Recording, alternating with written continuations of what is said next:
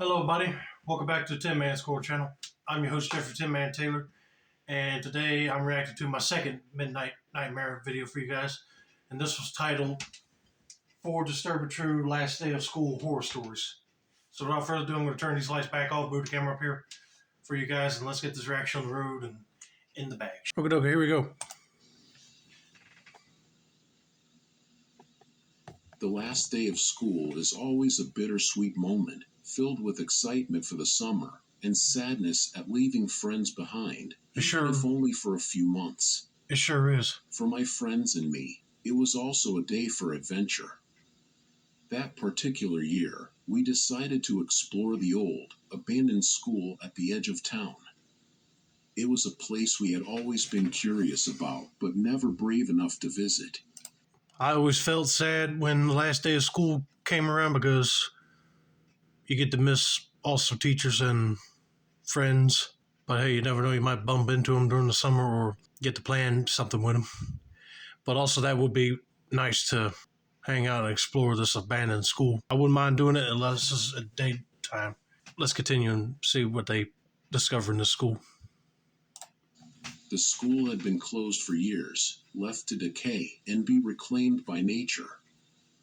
Stories about it were passed down from one generation of students to the next, tales of ghost sightings and unexplained noises. You see, that's another thing. I don't know why the whole county would just like shut down a school and not do anything else with it. Sell it off to developers. They could probably make it into a nursing home or tear it down to build something else, instead of letting it just sit there and become an eyesore for townsfolk. But I know I'll be feeling spooked out because of people telling us ghost stories about the place. We always dismissed them as mere stories, but on the last day of 8th grade, we decided to see for ourselves.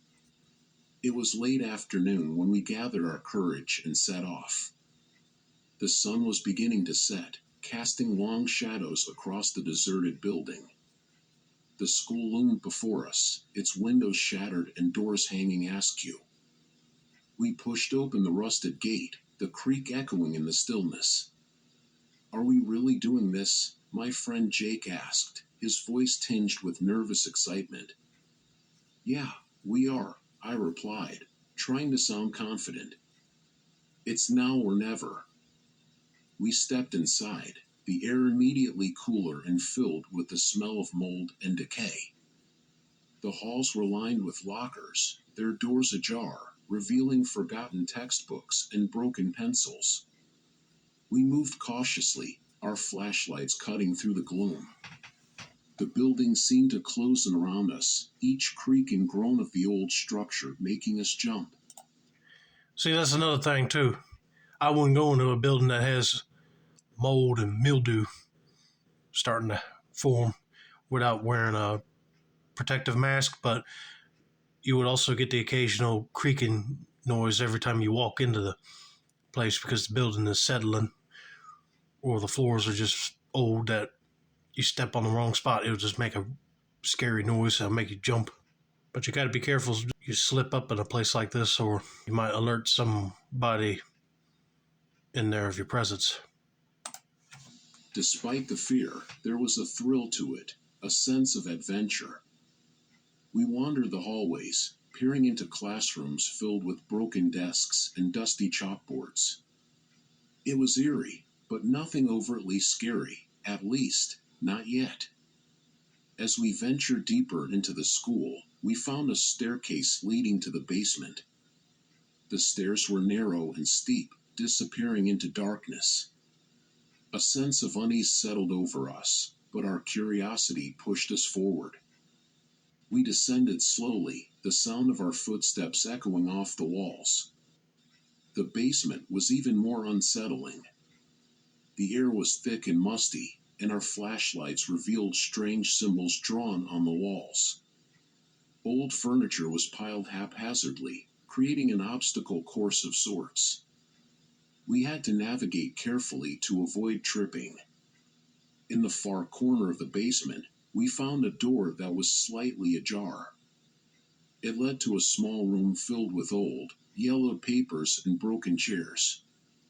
At the center of the room was a circle of candles, long since extinguished but still standing. Okay, that'd be kind of creepy to find in an abandoned school.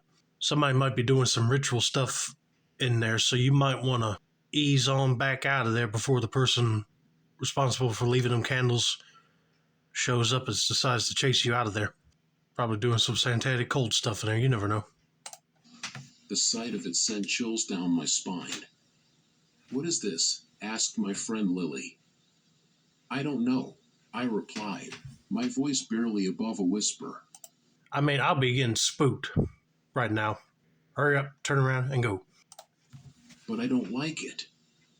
As we examined the room, we heard a noise, a soft, almost imperceptible whisper. We froze, straining to listen. The whisper grew louder, more distinct, and it seemed to be coming from all around us. Panic took over us, and we decided it was time to leave. We hurried back up the stairs, but the building seemed to have other plans. As we made our way through the halls, we saw something that stopped us in our tracks, a dark figure standing at the end of the corridor. It was tall and gaunt, its features obscured by the darkness. "Do you see that?" Jake whispered. We all nodded, too terrified to speak. The figure didn't move, just stood there, watching us. We backed away slowly, our eyes never leaving the shadowy form. As we turned a corner, we broke into a run, desperate to escape the oppressive atmosphere of the building. The halls seemed to stretch on forever, and we kept hearing whispers and footsteps behind us. My heart was pounding, my breath coming in short gasps. It felt like the hallway was miles long. Finally, we burst through the front doors and into the cool evening air. We didn't stop running until we were far from the school, collapsing on the grass, gasping for breath. I knew that was going to happen because if you stumbled across somebody's little ritual area inside this old school and you see them in the hallway, then they were probably going to come chase after you. I'm glad they got out of the school safe and sound without this person attacking them, but they need to get up and keep going before he decides to run out of the school building to grab them and ask them what they're doing there. The relief of being outside, away from that place, was overwhelming. "What was that?" Lily asked, her voice shaking. "I don't know," I replied, my mind racing with fear and confusion. "But I'm never going back there." We made a pact to keep our adventure a secret, not wanting to relive the terror of that night. The abandoned school was eventually demolished, replaced by a new building. But the memory of that last day, the fear we felt, stayed with us. Until this day, I still try to make sense of what we experienced. The whispers, the symbols, the dark figure, it all seems like a bad dream. But we know it was real. We were there, and we felt the fear. Oh, I believe you. You probably stumbled into somebody's little occult practice and you either ran into the person responsible for setting up the candles or it might have been some sort of ghost that was conjured up through said practice. So thank God they did the right thing and ran out before they figured out what all the symbols mean and who or what that dark figure was. But I know they're glad that the whole school building was torn down for a new building to be put up. But I know every time they look towards that direction, they will still remember that whole nightmare they went through. But thank God they got out of there all right, safe and sound, and don't have to worry about it ever again. So let's get to story number 2, shall we? The last day of school is supposed to be a time of joy and celebration, a day filled with laughter and plans for summer adventures. Right. For me and my friends, it started that way. We were in 8th grade, eagerly anticipating our transition to high school. The air was filled with excitement as we cleared out our lockers and said our goodbyes. But that day, everything changed in the blink of an eye. After school, a group of us decided to walk home together, as we often did. It was a sunny afternoon, the kind where the warmth of the sun on your skin makes you feel invincible. We laughed and joked, talking about our plans for the summer. I remember feeling carefree and happy, unaware of the dark turn the day was about to take. We took our usual route, a shortcut through a quiet suburban neighborhood.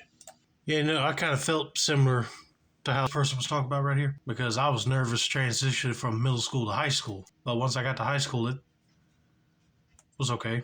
It's a bigger school and got to meet a lot of new people. The streets were lined with trees, their leaves casting dappled shadows on the pavement. It was a peaceful area, the kind where nothing bad ever seemed to happen. We were halfway home when a white van pulled up beside us. The van's windows were tinted, and it slowed down as it approached. At first, we didn't think much of it. We continued walking, but the van kept pace with us. The driver rolled down the window and called out, asking for directions to a nearby street. He seemed friendly enough, a middle-aged man with a kind smile. Always eager to help, I stepped closer to give him directions. That's when everything went wrong. Before I knew it, the man had grabbed my arm and yanked me into the van. I knew it. Once they just said white van just creeping up right next to him, I figured something was about to go down. Now, if a person's just asking for directions and then you tell them where to go and then they say thank you and go off their own way, then you know, okay, nothing bad happened, right? But if you lean forward and they grab onto you, they're not going to let go. They want you to come with them.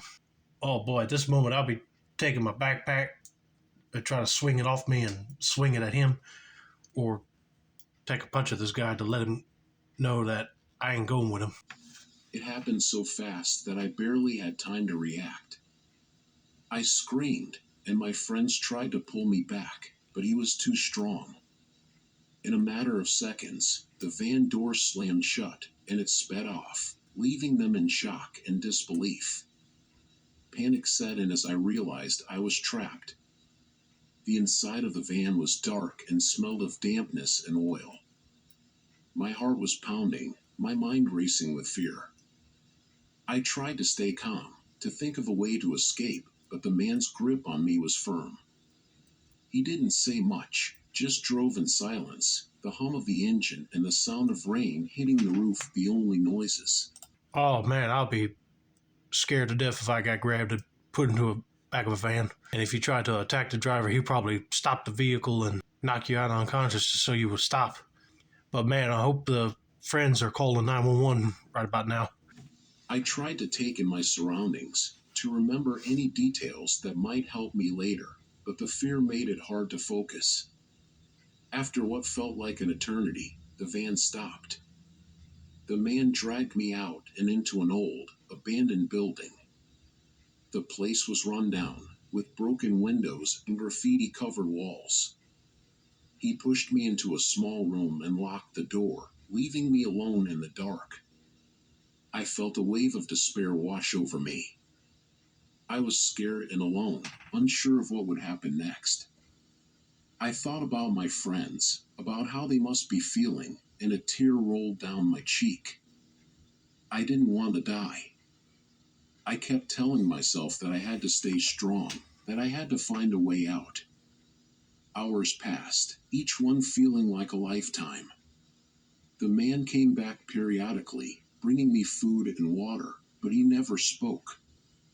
His eyes were cold, devoid of any emotion. I tried to plead with him, to ask why he was doing this, but he ignored me.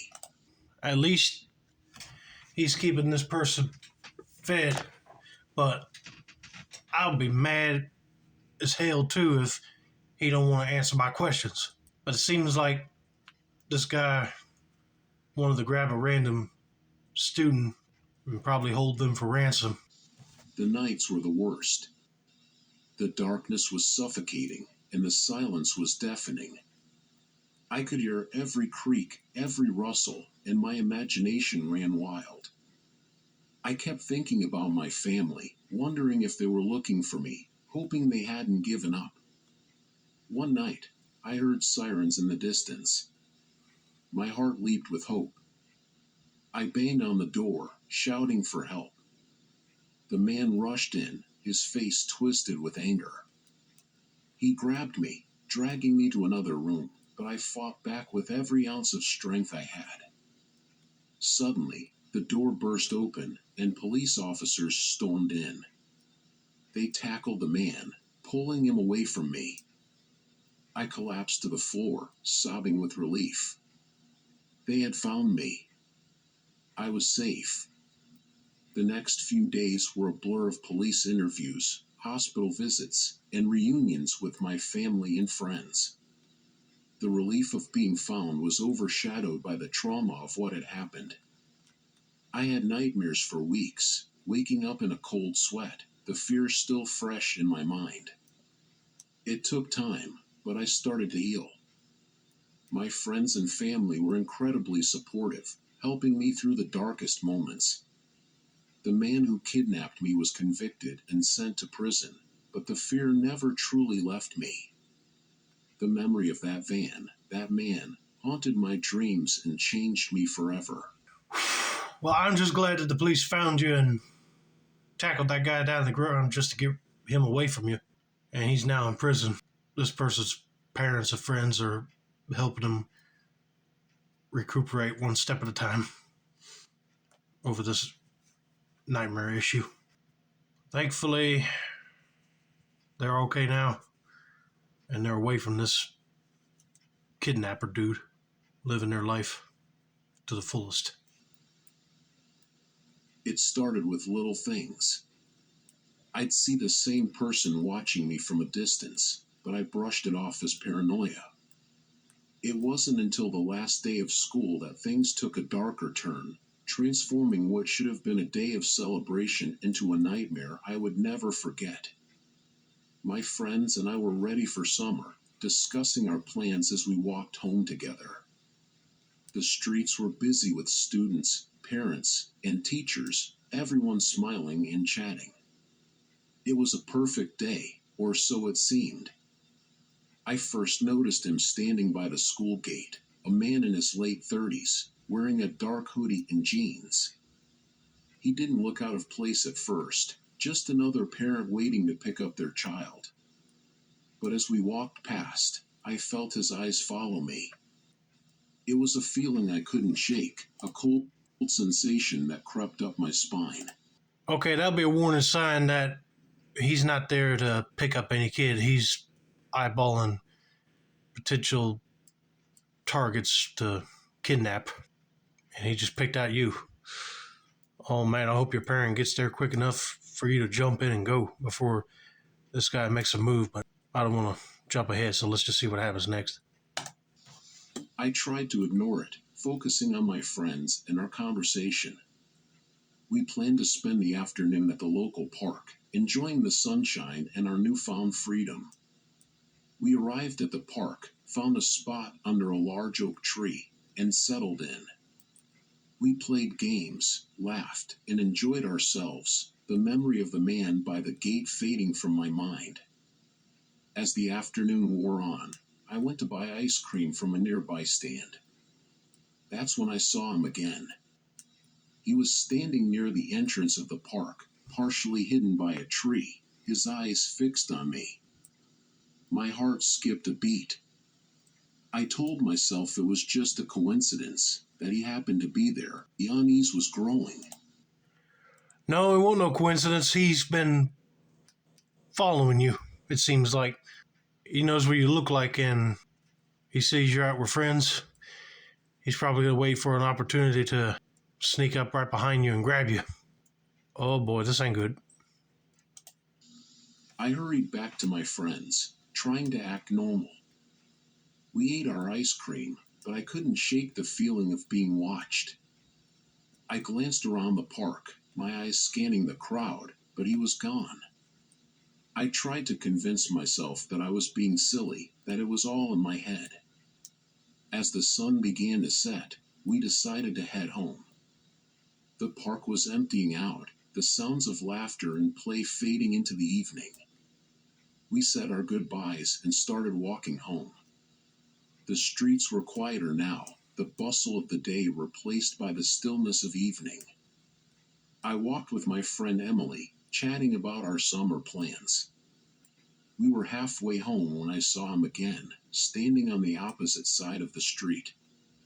He was leaning against a lamppost, watching us. My heart pounded in my chest, fear gripping me. Emily, do you see that guy over there? I asked, trying to keep my voice steady. She looked over and frowned. Yeah, what about him? He's been following me all day, I whispered, my voice trembling. I saw him at school, then at the park, and now here. Emily's eyes widened.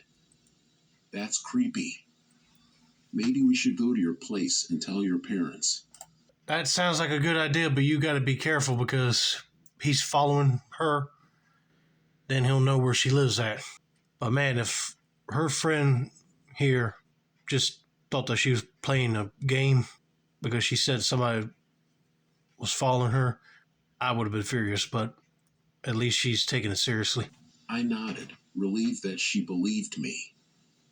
We quickened our pace, trying to put some distance between us and the man. I glanced back and saw him start to follow us, his steps measured and deliberate. By the time we reached my house, my hands were shaking. We rushed inside, locking the door behind us. I told my parents everything, and they called the police. The officers arrived quickly, but by the time they searched the neighborhood, the man was gone. They took my statement and assured me they would patrol the area, but their words did little to ease my fear. That night, I couldn't sleep. Every noise, every creak of the house sent me into a panic. I kept seeing his face in my mind, those cold, unblinking eyes. The fear was suffocating. I felt like a prisoner in my own home. The next few days, the police increased their patrols, but there was no sign of the man. My friends were supportive, checking in on me and offering to walk me places, but the fear never left. I felt like I was always being watched, a constant shadow over my shoulder. One evening, I decided to go for a walk to clear my head. It was a warm, summer night, and the streets were quiet.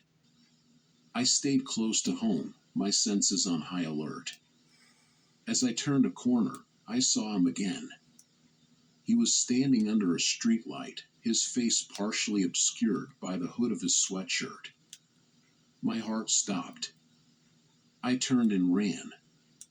I could hear his footsteps behind me, quickening to match my pace.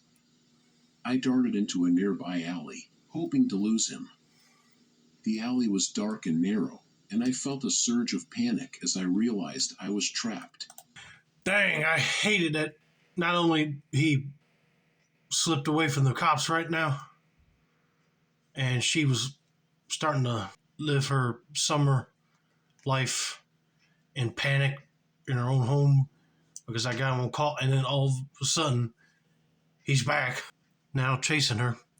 But thankfully she did the right thing to hide somewhere until he passes by. I could hear his footsteps growing closer. I hid behind a dumpster, my heart pounding in my chest. I held my breath, trying to make myself as small as possible. The footsteps stopped, and I heard him breathing, slow and steady. You can't hide forever, he said, his voice low and menacing. I felt a surge of fear. I had to do something, had to get out of there. I spotted a broken bottle on the ground and grabbed it, holding it tightly. My hands were shaking, but I knew I had to defend myself. The footsteps started again, moving away from the alley. I waited. When I was sure he was gone, I slipped out from behind the dumpster and ran home as fast as I could. When I got home, I told my parents what had happened. They called the police again, and this time, the officers took my fear seriously. They searched the area and found no sign of the man, but they promised to keep a close watch. The days that followed were tense. I felt like I was living in a nightmare, constantly looking over my shoulder, always on edge. My parents installed security cameras around the house, and I carried pepper spray with me wherever I went. One evening, as we were having dinner, the doorbell rang. My dad answered it, and I heard him talking to someone. I felt a surge of fear, wondering if it was the man.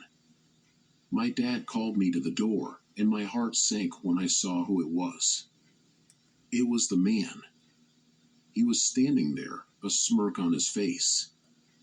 "Hello, I'm your new neighbor," he said, his voice dripping with false friendliness. "I just moved in next door and thought I'd introduce myself." I felt a wave of nausea. This was no coincidence. He had moved in next door to keep an eye on me, to torment me. I stepped back, my mind racing. My dad, unaware of the man's true intentions, shook his hand and welcomed him to the neighborhood. The man's eyes met mine, and I saw the coldness in them. Oh my goodness, I cannot believe the dad is being naive at the moment, not seeing his daughter backing up and realizing that's the man that's been chasing her. No wonder why they haven't been able to find him, because he's literally moved in next door. Once he's gone, tell your dad that's him. See if they get the cops over there to arrest him quickly. He knew what he was doing, and he was enjoying it. I felt a surge of anger and fear. I knew I couldn't live like this. That night, I made a decision. I called the police and told them everything. They launched an investigation and discovered that the man had a history of stalking and harassment. He was arrested and charged, and a restraining order was issued. The fear didn't disappear overnight, but knowing he was behind bars gave me some relief. I started to feel safe again, slowly rebuilding my sense of security. My friends and family were there for me, helping me through the recovery. See? Had a history of stalking and harassment. Go figure. But thank God the police took her claim seriously and launched an investigation to find out everything about this dude. And they arrested him and put him behind bars now. But he better stay behind prison, because people like that don't need to be on the streets at all.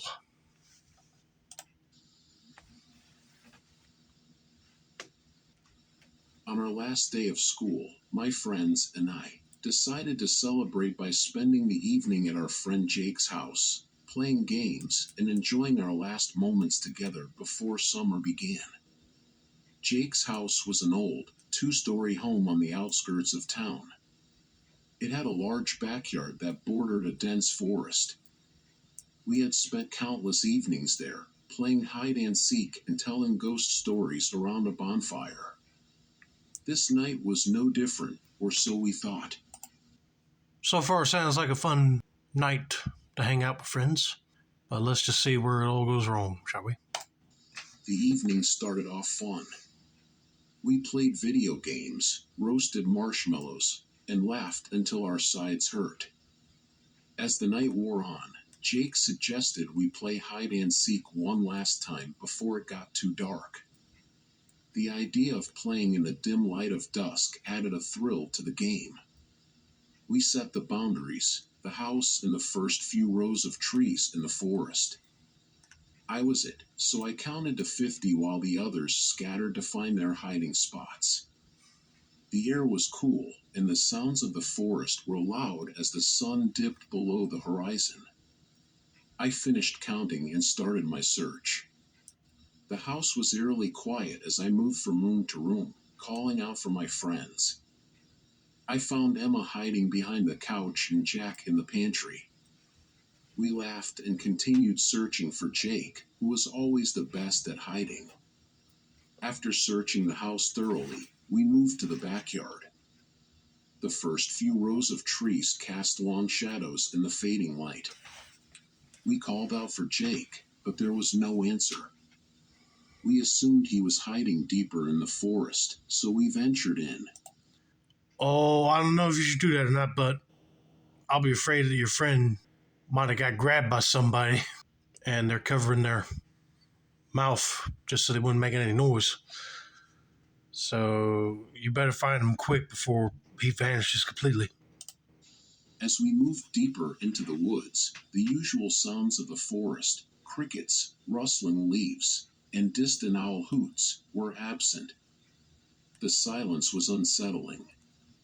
We called for Jake again, but the only response was our voices echoing back at us. Maybe he went back to the house, Emma suggested. Let's keep looking a bit longer, I said, trying to sound braver than I felt. We continued our search, but the further we went, the more uneasy we became. That's when we saw it, a dark shadow moving between the trees. At first, we thought it was Jake, trying to scare us. But as we moved closer, we realized the figure was too tall and too dark to be him. Jake, is that you? Jack called out. The figure didn't respond. Instead, it seemed to glide between the trees, its movements unnatural and unsettling. We felt a chill in the air, colder than the night should have been. A sense of dread washed over us, and we instinctively backed away. That's right. Back away and run. Because if you're saying it's just gliding unnaturally, it ain't your friend. It's something else entirely. We turned and started walking quickly back toward the house. The shadow followed us, always just at the edge of our vision. It seemed to grow larger, more menacing, as we neared the edge of the forest. We broke into a run. As we burst out of the trees and into the backyard, the shadow disappeared. We didn't stop until we were inside the house, locking the doors behind us. Where's Jake? Emma asked. We searched the house again, calling his name, but there was no sign of him. Fear gripped us as we realized he was still out there, alone in the dark. We decided to call his parents and the police, hoping they could help us find him. Minutes felt like hours as we waited for help to arrive. We huddled together in the living room, jumping at every noise. The police arrived and began their search, combing through the forest with flashlights and dogs. We watched from the window, our hearts heavy with fear and guilt. After what felt like an eternity, they found Jake. He was sitting at the base of a large tree, unharmed but shaken. He couldn't remember how he got there or why he hadn't responded to our calls. The only thing he could recall was a feeling of overwhelming dread and the sensation of being watched. The police couldn't find any evidence of the shadowy figure we had seen. They assured us it was probably just our imaginations playing tricks on us, but we knew what we saw. The memory of that dark shadow haunted us for weeks, casting a pall over our summer. Jake seemed different after that night, quieter and more withdrawn. I bet you that entity must have grabbed onto him and threw him in that ditch, but he didn't have time enough to see it. But thankfully, he won't hurt, and the cops were able to find him. But man, just imagine you're just doing a simple game of hide and seek, and all of a sudden something bad happens. But anyway, I hope you guys enjoyed this video. Don't forget to like, subscribe, turn on those post notifications for more midnight nightmare content like this. This has been another successful installment of Tim Man's Core channel. I'm your host, Jeffrey Tin Man 10, and that's a wrap. Have a nice day, y'all.